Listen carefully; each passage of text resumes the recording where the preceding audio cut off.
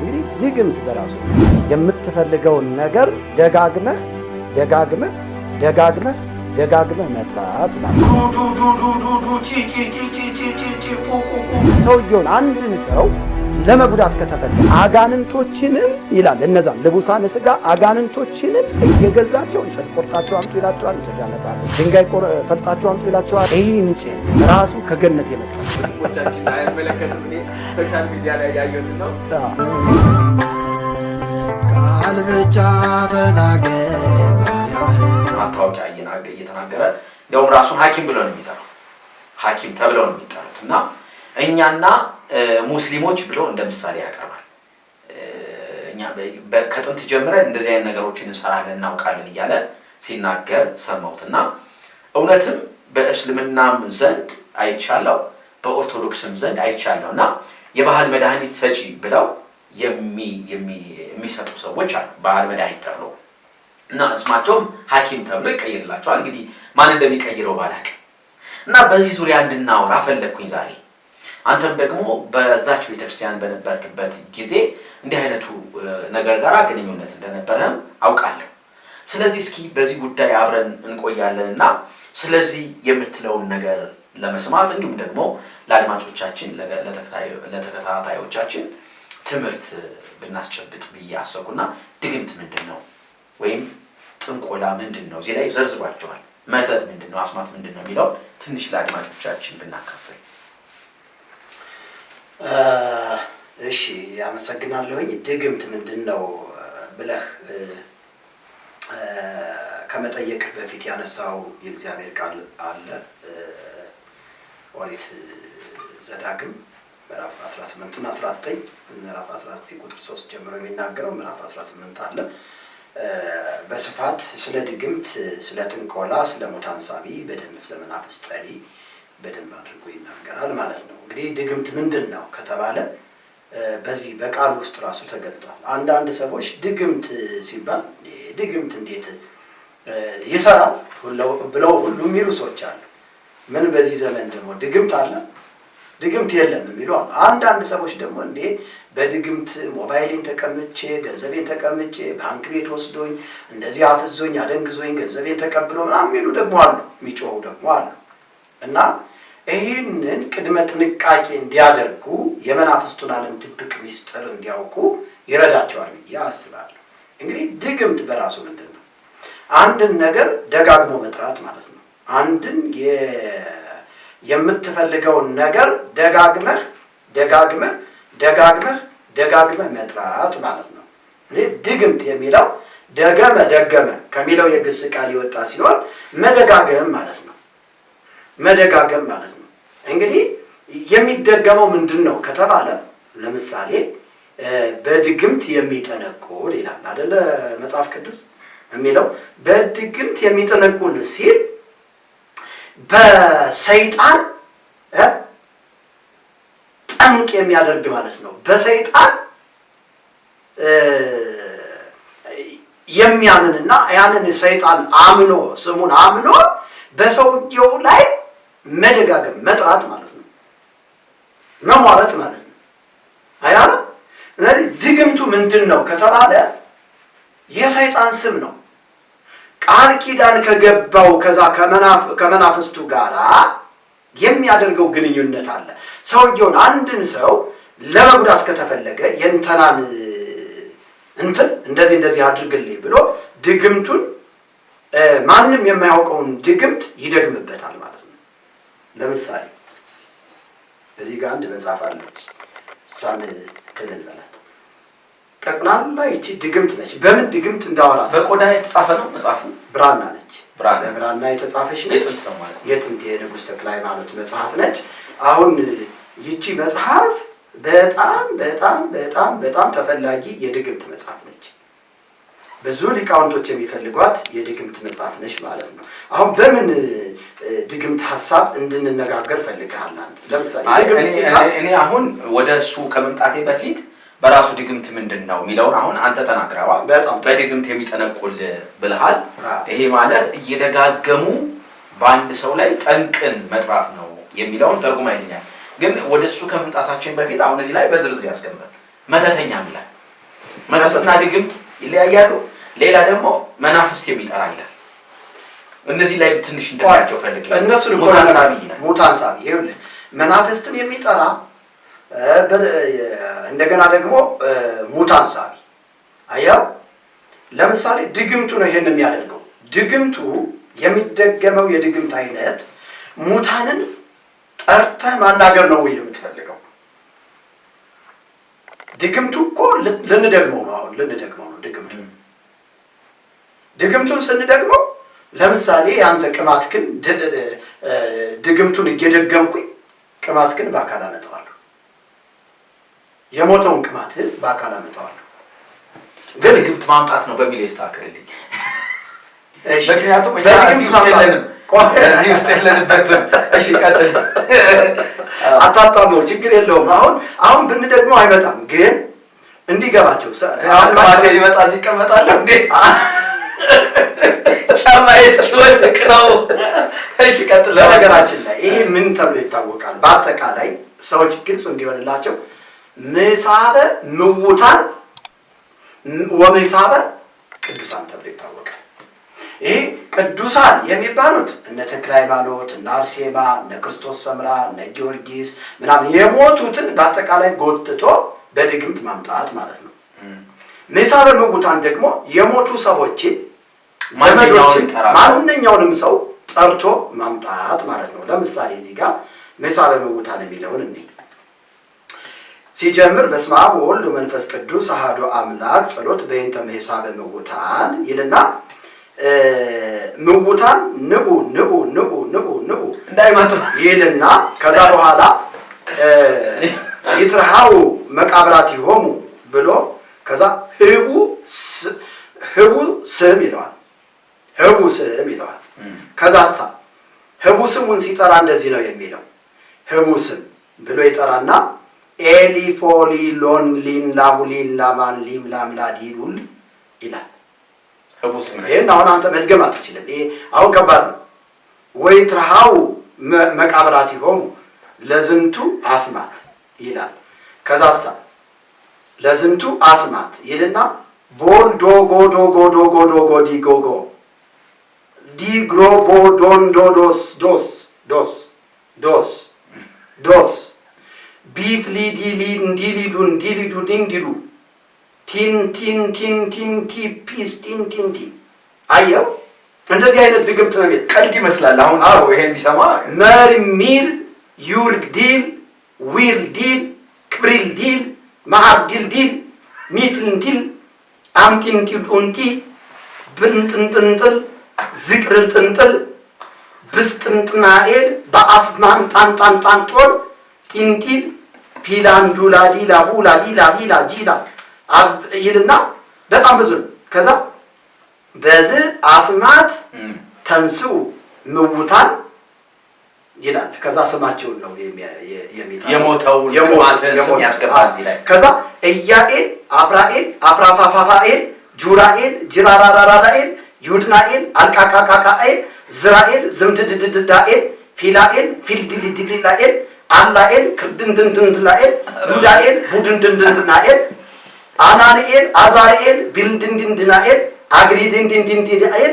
ወለመ ሰርድኤል ወለመ ክርድኤል ኢምታምታኤል ዚምታምታኤል ኢያውካኤል ኢያውካኤል ሁርላካኤል ዚርላካኤል ፊርላካኤል ሆርናካኤል ሪንዳንጎስቴል ዶንዲባስ ጡንጣናኤል አፕቲንጦል ጣናኤል ዝልምድምድምድምድም ዱልኤል ቀንዳንዳንዳን ዱልዳኤል ወገዝ ደንደምደምደምዳኤል አቢንዱንድንድንደንዳኤል አፍሪንዲንዲንዲንዳኤል እያፍሮዶዶንዳኤል ሱቅ ዳዳንዳንዳንዳኤል ሱቅ ጣንጣንጣንጡንጣንጣንጣኤል በስተንጥንጡንጥንጥናኤል ፉርድንዲንዲንዲናኤል ሙርትንቲንቲንቲናኤል ዩንድንድንድናኤል ሲንዲቅዲቅዲቅናኤል ብርስቲንዲንዲናኤል ዘመን ካንዳንዳናኤል ይላል።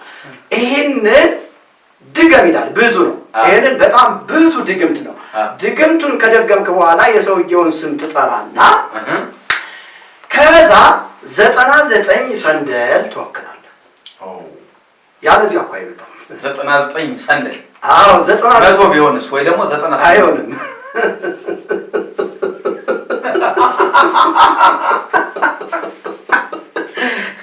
እሺ ቀጥል። ትኩስ የመቃብር አፈር ከሰባት ቦታ ዋው እሺ ትኩስ የመቃብር አፈር ከሰባት ቦታ እሺ ታመጣለህ። እሺ አሳ የላሰው ጠጠር አሳ የላሰው ጠጠር አዎ ከባህር ውስጥ አሳ የሚበዛበት አካባቢ እሺ እሱንም 99 ታመጣለህ። የቤተልሔም አመድ የቤተልሔም አመድ የስጋው አዎ ይሄ ጥና አዎ እሱ እኔ እሷን አንድ መያዝ ፈልጋለሁ። እሺ ቀጥል። የቤተልሔም አመድ ከዛ ከሰባት ቤተክርስቲያን አፈር ታመጣለህ። ከቅኔ ማህሌት ውስጥ ከመቅደስ ውስጥ ከቅድስት ውስጥ ከሰባት ቤተክርስቲያን እሱን ታመጣለህ። ከዛ ነጭ ዕጣን የሚባል አለ። እሱ ነጭ ዕጣን ደግሞ 49 ፍሬ እሺ 49 ፍሬ ታመጣለህ። ከዛ ይሄንን ካደረግክ በኋላ የተዋረሰ ይሄን ነገር እንዳይሞክሩት እፈራለሁ። ምክንያቱም ቆይ ተረጋጋ። አይ ምናልባት አይሰራም እኮ ነው የምልህ። እሺ ምኑን አዳት ይኸውልህ አሁን ምን መሰለህ መጀመሪያ ይሄንን የሚደግመው ደጋሚ ሰው ቃል ኪዳን ያደረገ መሆን አለበት። ኦኬ ቀጥልሽ። እሱ ላይ ሳልደርስ እኮ ዝም ብለህ እንትን አልክ። ትፈራለህ እንዴ? እኔ እኮ በክርስቶስ ኢየሱስ አምኛለሁ። አንዴ በክርስቶስ ደም የተዋጀው ነው። በእኔ ላይ አስማት አይሰራም። ደገምኩት እኮ በእኔ ላይ አይሰራም። አሁን ድሮ ብደግመው ምሴን ሳታቀርብልኝ ለምን ጥሎ በጥፊ መጥቶ ነበር። እስከ እያጣመንኩት ነው።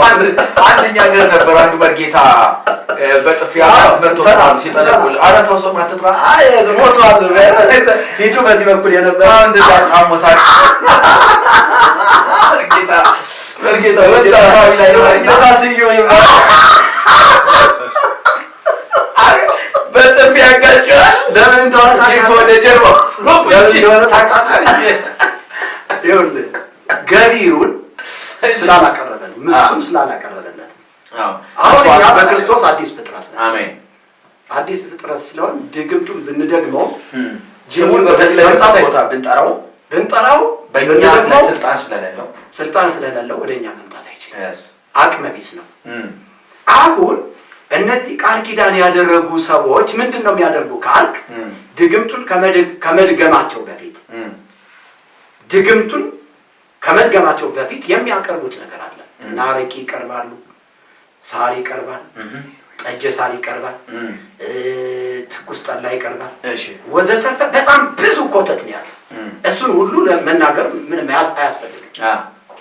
በጣም ብዙ ኮተቶችን ቁጭ ካደረክ በኋላ ድግምቱ ስትደግመው በአካል ነው የሚመጣው። አየው ይሄ ድግምት አሁን ማንም ሰው እንዲያው በደንብ እንትን ያላለ ሰው እኮ ሊደግመው አይችልም። አንተን አሁን ድገመው ብለህ ይሄን እንዴት አድርገህ ነው? አንደኛ ግዕዙም በራሱ ያስቸግራል። ግዕዝ አይደለም ህቡ ስም ወይ ግዕዝም ህቡ ስም ነው። አንዳንድ አልፋ ይሄ እኮ የለም እኮ ይኸውልህ አይ ግዕዝም አለው። በዝንቱ አድሜንቴር ቡሎዶንቴር ለሄቴንቴር ሙጣቃንጣኤር አድማስጣንጣኤር ቡላንጣንጣኤር ይላል። አየው አይደለ? ዲፍሉዲዲንታስ ዲንዱስ ዳንዲስ ዳብሎስ ይላል። ዳብሎስ ይላል ደግሞ እዚህ ላይ አሁን ምን እንደሆነ አይ አስዋከ ወመዋቅተ በስመ ማጓጓጓጓጓጓጓጓጓ ዮፍዳዳዳዳዳዳዳዳዳ ዩጽዳዳዳዳዳዳዳ ይልና 555 ጊዜ ድገመው ይላል። 555 ጊዜ ድገመው። መዋቅት ዘመጻ ዘለብሰ ንጋዴን በመዋቅት ክቡድ ወይቤሎ ዲያብሎስ በትርት ወይቤሎ ኦ ምንት ውእቱ ትምህርት ወይቤሎ ጋኔን ወይቤሎ እውበከኑ አመምውታ ወይ ትጽራ ስም አስማቲው ይሄንን ስም አትጥራብኝ ሙታኖችን በአጠቃላይ እሰጣለሁ ብሎ ዲያብሎስ ጮኸ። እምሰባቱ መሳኮ ሰማይ በበሰባቱ መሳኮ ሰማይ በሰባቱ ሰማያት ይዣለሁ ይሄንን ስም አትጥራብኝ የሞቱ ሰዎችን ውሰድ። አንተን ነው ደጋሚው ነው እንደሚል አትጥራብኝ ውሰድ። ሜሎስ በዱልኪን ጸርሃ ዲያብሎስ ዱልኪን በሚባል አስማት አጥብቆ ዲያብሎስ ጮኸ። ይሄንን አስማት አትጥራብኝ። አሁን ይሄን የምታረጉመው ግዕዙን ነው። ግዕዙን ብቻ ያኛው አይተረጉም። ጸርሃ ዲያብሎስ ጸርሃ ጮኸ። አየው እንዘይብል አይቴ ሃሎ ዘተናገረኒ ወአምጹ መዋቅት ሜሎስ ዲልዋቄን በሚባለው አስማት እነዚህን ስሞች ከምትጠራብኝ እኔ በራሴ ፈቃድ እሰጥሃለሁኝ። ትወስዳለህ፣ ቤተሰቦች በአካል ይዛቸው ትሄዳለህ። ወይቤሎ ሜሎስ ደልዋኪን ማኅተም ወይታተም ማኅተሙ አይታተምም ይከፈትልሃል። ይትረሃው መቃብራቲሆሙ መቃብራቸውም ይከፈትልሃል ይልና ከዛ ይሄንን ድግምት አሁንም ደግሞ ከዛሳ ይቤ አምጽኡ መዋቅት በስመ ፍዳኔን ወመጻ ዘእሳት ከይሲ እሳት የሚባለው ከይሲ ወይቤሎ ኦ እሁየ ብሪያን የሚባለውን ሰይጣን እኔ ልክልሃለሁ፣ እኔ ወደ አንተ መምጣት አልችልም እያለ ነው። አይቴ አሎ ኃይልከ አንተ ክፉ ኃይልህ የት አለ? ከኔ በላይ አልነበርክ ብሎ የተላከው ደግሞ ብሪያን የሚባለው ኃይልህ የት አለ? እንዴት ትሸነፋለህ? እንዴት እኛ የያዝናቸውን ሙታንን እንዴት አሳልፈህ ትሰጣለህ? ይላል። ተመልከት። አይቴ ሃሎ ኃይልከ ወጽንከ ውእቱ ከይሲ። ተመልከት። እመጽሐፍና ለኩሉ ዓለም ይቺ ሁሏን ዓለምም ሁሉ እኛ በቁጥጥራችንን ስር አድርገናት አልነበረም ወይ ይለዋል። ከዛ ኩሉ ዓለም በቀራንብተ አይኑ በሰፊ አይኑ ዓለምን በሚያይ ጊዜ ደጋሚው ፕሮሰሱን ካላሟላ ገቢሩን ካላሟላ ይሞታል ይላል። በዛ በሰፊ አይኑ ሲያየው ይላል። ከዛሳ ወይቤሎ ትክልኑ ፍትሕ ለዝንቱ ሰናስል የምትችል ከሆነ ይሄንን ሰናስል ይሄንን ሰንሰለት ፍታው። ወይቤሎ ሀለወተኒ በይእቲ ዕለት ዘእፈቶ ለዝንቱ ሰናስል በትምህርት ይላል። ይህንን ሰንሰለት የምፈታበት ሌላ ኃይል አለኝ ብዬ አምን ነበረ። ይህንን በሚል ጊዜ ወሰሙ ሚካኤል ወገብርኤል ሚካኤልና ገብርኤል ሰሙ ይላል። ተመልከት እንግዲህ ወደ ታርጌቱ ሊሄድ ነው። ወሰሙ ሚካኤል ወገብርኤል ወነገሩ ወለጊዜ ወይቤሎ ተመልከት ወይቤሎ በስመ ለዋኪን በሚባለው አስማት ሚካኤልና ገብርኤል እንትን ሲሉ ሰሙና ለእግዚአብሔር ነገሩት ይላል። አየው። አሁን ብሪያንና ዲያብሎስ ዝም አለና ሚካኤልና ገብርኤል ሰሙ። ከዛ ለእግዚአብሔር ነገሩት። ወነገሩ ወለጊዜ ኢየሱስ ክርስቶስ ይላል። ከዛ እሰሮሙ ለድልዋኪን ዋውሎ ድልዋኪን ወይቤሎሙ ኢየሱስ ድልዋኪንና አድልዋኪን የሚባለውን አስማት ጥሩና ከዛ ይህንን እነዚህን ሙታኖች ስጡ ብሎ ይናገራል ይላል። ማን? ኢየሱስ። ከዛሳ ወለ ውእቱ ዘስሙ ይፌኑ አየ ስሙን ሲጠራ ከዛ በኋላ ስሙን የተጠራውን ሰውዬ ይሰጣል ማለት ይልካል ማለት ነው። ማን? ሚካኤል ይልካል ይዞ ይል ወይቤሎ መልአክ ምንቱ እቱ ይከውን ምን ይሁንልህ ይለዋል። አይ እኔ ቤተሰቤን እፈልጋለሁ እንተራን እፈልጋለሁ በል ይላል። ከዛሳ ሶበ ጸርሃ በስመ ለዋኪን ዋውሎዱ ለዋኪን ወተናገረ ዘምስለ ዘመዱ ይላል። ከዘመዱ ጋር መነጋገር ይጀምራል ይላል። ከዛ በኋላ የመጨረሻውን ድግምት እዚህ ጋር ይደግማል ማለት ነው። የመጨረሻው ድግምት በዚህ አስማት ይልና በዚህ አስማት ተሰናአው ይላል። ተስማሙ፣ በዚህ አስማት ተስማሙ ይልና ላላላላላላ ኤሎ ቆሎ ቆጦ ቆጦ ቆኤል ሁሁሁሁሁሁ ይላል። ዙሉ ዱዱ ዱዱ ዱ ቺ ቺ ቺ ቺ ቺ ቺ ቺ ፑ ቁ ቁ ቁ ቁ ቁ ቁ ጡ ጡ ቁ ጡ ቁ ጡ ቁ ጡ ቁ ጡ ቁ ጡ ጡ ቁ ጡ ቁ ጡ ቺን ቺን ቺ ቁር ጢ ቂ ቂ ቂ ቂ ፒ ፒ ፒ ፒ ፑ ፑ ፑ ፑ ፑ ፑ ፑ ፑ ኧረ እግዚአብሔር ሰው እንዴት ነው ዲማስ ይልና ልክ ሲል መቃብሩ ይከፈታል ይላል። እሺ ከዛ በኋላ የሞተውን ሰውዬ በአካል ታገኘዋለህ። እንትኑ እንዳለ ሆኖ ያቆ ገቢሩ ምናምን ገቢር ማለት አደራረግ።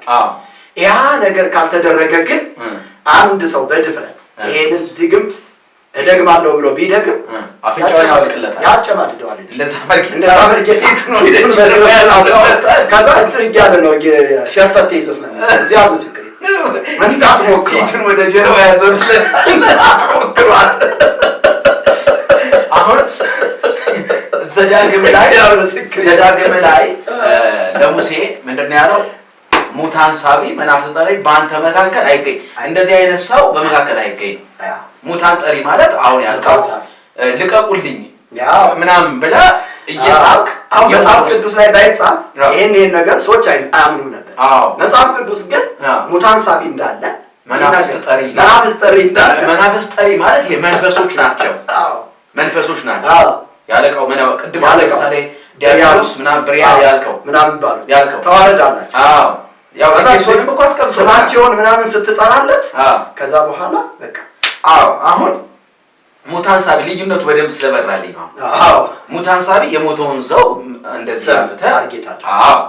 እኔ በጣም የሚገርመኝ አሁን በዚህ የመንፈስ አሰራር ውስጥ ዲያብሎስ የሞቱ ሰዎችን ይዞ ኢየሱስ ደግሞ በሚካኤልና በገብርኤል በኩል የሞቱ ሰዎችን ልቀቅ ብሎ እያስለቀቀ እያስነሳ እያመጣ አይነት ነገር ነው የሚያቀርበው። ይሄ በጣም የእግዚአብሔርን ስም መስደብ አይሆንም ወይ ነው? ያው ቀላል መስደብ አይደለም፣ መደፋፈር የኢየሱስን ስም መስደብ። በጣም ከሃይማኖቱ ጋር ተገናኝቷል። ግን ይሄ መጽሐፍ እንዴት ነው የተጻፈው? ማን ነው ጸሐፊው? ማን ነው ለዚህ መጽሐፍ እውቅና ሰጥቶት ታትሞ እንዲወጣ የተደረገ? በእርግጥ የጥንት መጽሐፍ ነው። ይሄ የጥንት መሆኑ ራሱ ይታወቃል። ይሄ አልታተመም። የብራና መጽሐፍ ነው። የንጉሥ ተክለ ሃይማኖት መጽሐፍ ነው። በዘመናት መካከል ተሽፈንፍኖ የኖረ መጽሐፍ ነው። ግን ከዚህ መጽሐፍ ይሄ ጥበብ ከሚያውቁ ሰዎች መካከል እየተወሰደ እየተመዘዘ ቤተክርስቲያኗ እውቅና የሰጠችውና የተጻፈ መጽሐፍ አለ። እዚህ ላይ ከዚህ ነው የወጣው። አሁን ይህችን መጽሐፍ ይፈልጓታል ብዙ ሊቃውንቶች አያገኟት። ግን ተስባ አንዳንድ በእጅ መንሻም በምንም እየተባለች ከእንደዚህ አይነት ከጥንት መጽሐፍቶች ወጣው በዚህ መልኩ ሙሉ እዚህ ላይ ሳለ ሰለሞን ወመጽሔተ መንፈስ ቅዱስ ወመፍትሔ ሥራይ ወጸሎተ ቆጵርያኖስ ዘሰባቱ ዕለታት ተብሎ ይሄንን ግን ቤተክርስቲያን እውቅና ሰጥተዋለች በደንብ እና ከዚህ የተውጣጣ ነገር ነው ያለው ነው። አሁን ቤተክርስቲያኗ እውቅና ሰጥቷል። ባርቶስ የሚባለው ሁሉ አለ። ድግምቱ ባርቶስ መጽሐፍ አሁን የቤተክርስቲያኗ ብቸኛ መጽሐፍ ነው። መፍትሔ ሥራይ፣ አስማተ ሥላሴ፣ የሉቃስ 4 ወንጌል፣ መላከ ሞርሞሪዮን የሚባለው ህቡ ስም የሚባለው መልካ ራጉኤል የሚባለው መልካ ፋኑኤል፣ መልካ ራጉኤል መጽሐፎች ላይ የሌሉ ግን ቤተክርስቲያኗ የምትጠቀምባቸው መጽሐፎች። አሁን ለምሳሌ ራጉኤል ምናምን ሆኖ ታቦቱ ላይ የተቀረጸላቸው ይሄው አጋዕዝተ ዓለም ሥላሴ ብለው ሶስቱን እዚህ ሽማግሌዎችን ለጥፈዋቸዋል። ከዛ በኋላ ደግሞ እንደው በስመ አብ ወወልድ ወመንፈስ ቅዱስ አሐዱ አምላክ ይልና አሜን ሰላም ለመለኮትከ ቅዱስ ወቡሩክ ወለመለኮትከ ጂንጂንጂን ሳኤል ይላል። አሁን ምን እንደሆነ አታውቁም፣ ግን ህቡስም ብሎ ነው እንትን ያለው።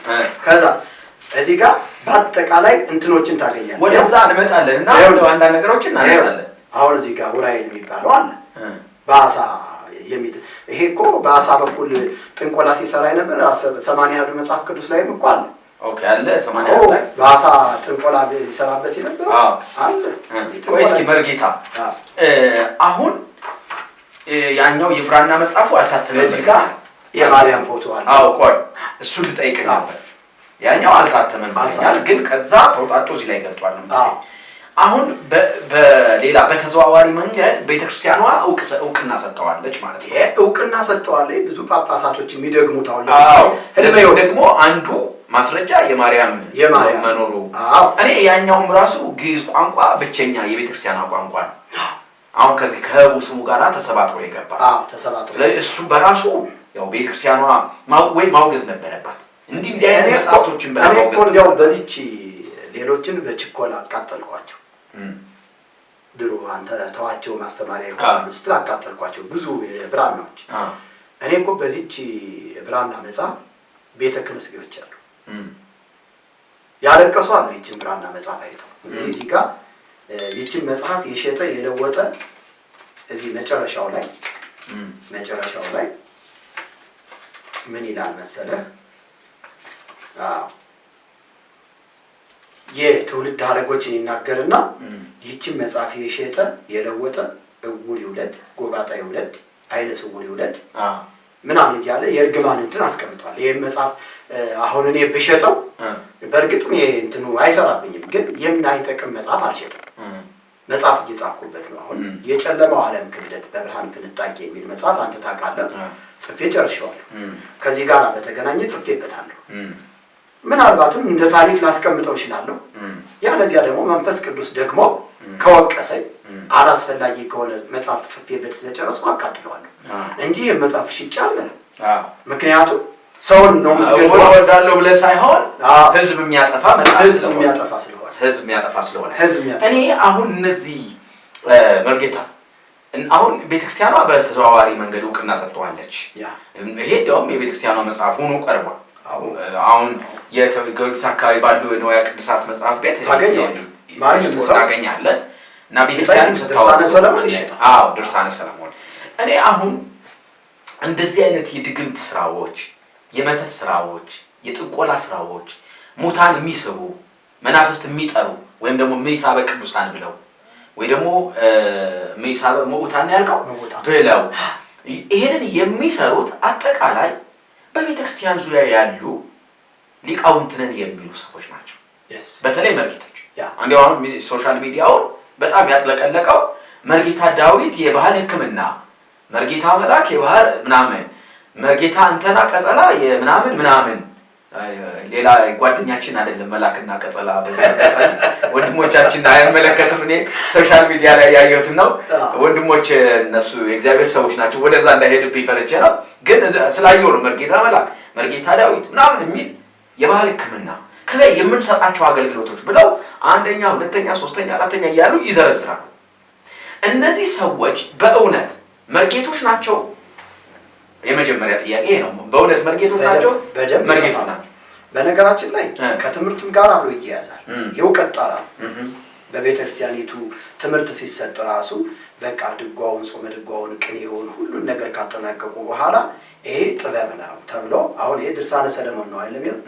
የሰለሞን ድርሳን ማለት ነው። የሰለሞን ድርሰት ሰለሞን በቤተክርስቲያኒቱ ውስጥ አጋንንትን ይገዛ አጋንንትን ይጠራ እንደነበረ በማስረጃ የዳዊት ልጅ ሰለሞን ማለት ነው። የዳዊት ልጅ ሰለሞን እዚህ ጋር ላሳየች መጽሐፉ አለኝ። እዚህ ሕማማተ መስቀል የሚባለው መጽሐፍ 700 ልቡሳነ ሥጋ አጋንንቶችን እንደ ባሪያ እየገዛ እንጨት ፈልጣቸው አምጡ ሲላቸው እንጨት ፈልጠው ያመጡ እንደነበረ፣ ድንጋይ አምጡ ሲላቸው ድንጋይ ያመጡ እንደነበረ፣ ከዛ የሰለሞን ቤተ መቅደስ ሰራው ይላል። ይኸው እዚህ ጋር ቤተ መቅደሱን የሰሩት አጋንንቶች 700 ልቡሳነ ሥጋ አጋንንት ማለት ልቡሳነ ሥጋ አጋንንት ሲጀመር ልቡሳነ ሥጋ አጋንንት የለም።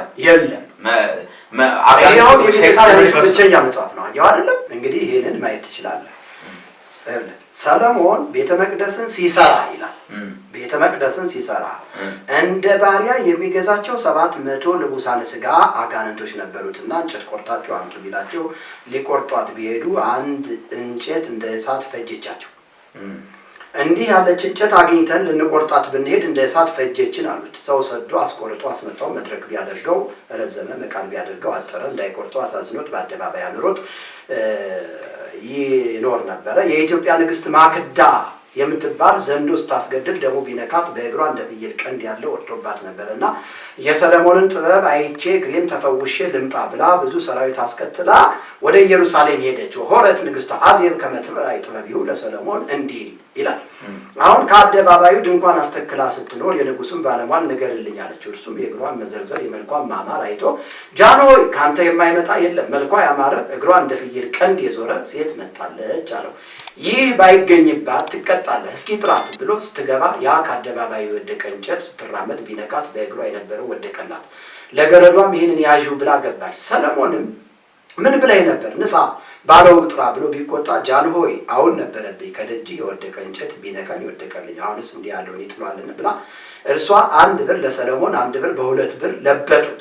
ከሰለሞን በኋላ የነገሱት 28 ናቸው። በየዘመናቸው 1 ብር በታምራት ይህንን እንጨት ይለብጡት ነበረ ይልና ይህ እንጨት በጣም የሚገርመው ነገር በ30 ብር ለብጠው ይህንን የነካ ርጉም ይሁን ብለው ከቤተ መቅደስ አኖሩት። ጌታችን የተሸጠ ዕለት አይሁድ ቀርፈው ለይሁዳ ሰጡት፣ እርግማኑም በይሁዳ ደረሰ ይልና አንድም ሰለሞን ጠላት ተነስቶበት ዘመቻ ሲሄድ አይዋፍን ሁሉ በጥበቡ ይገዛቸው ነበረ። ፀሐይ እንዳይመታው ክንፋቸውን ጋርደውለት ይጓዝ ነበር እያለ አጋንንቶችንም ይላል እነዛን ልቡሳን ሥጋ አጋንንቶችንም እየገዛቸው እንጨት ቆርጣቸው አምጡ ይላቸዋል፣ እንጨት ያመጣሉ። ድንጋይ ፈልጣቸው አምጡ ይላቸዋል፣ ድንጋይ ፈልጠው ያመጣሉ። ወርቅ አምጡ ይላቸዋል፣ ወርቅ አምጡ ይልና ከዛ አበዛ አምጣ፣ ንዋይ አምጣ፣ ገንዘብ አምጣ የሚለው የድግምት አይነት በዚህ አይነት መልክ ነው የሚሰራው። ገንዘብ አምጣ፣ ንዋይ አምጣ፣ ይሄ ሰላቢ መንፈስ በዚህ ይሰራል። ይሄም ቤተክርስቲያን እንዲያው ወደ ኋላ ሄደህ ስታየው ይሄ እንጨት ራሱ ከገነት የመጣ እንጨት ነው። ይሄ እንጨት ደግሞ ይህቺ እንጨት ደግሞ ማርያም ናት ተብላ ትታመናለች። ይህቺ እንጨት ማርያም ናት? አዎ ማርያም ናት ተብላ ትታመናለች። እኔ እኮ አሁን በነገራችን ላይ ይህቺ እንጨት ማርያም ነች። ማርያም ገነት ውስጥ ተቀብራ በነበረበት ሰዓት ከዛ በዕፀ ገነት በዕፀ ሕይወት ስር አስቀመጧት አይደል የሚለው መላእክቶች ወስደው በዕፀ ሕይወት ውስጥ ዕፀ ሕይወት ትባላለች። ይቺ ዕፀ ሕይወት መጣ በሰለሞን በዚያ በሰለሞን ከነገሰ በኋላ እስክንድር የሚባል ደግሞ ነግሶ ነበር። እስክንድር የአባቶችን ሀገር ገነትን አይቼ መምጣት አለብኝ ብሎ ከባዝራን ፈረስ አላምዶ ንስሩን አዳቅሎ በዛ በገነት እየበረረ ሄዶ ገነት ገብቶ ከዛ ሱራፊል የሚባል መልአክ ሰይፍ ሲያሳየው ደንግጦ ያንን ንስር ያሰረው ማርያም የተቀመጠችበት ዕፀ ሕይወት ስር ነበር።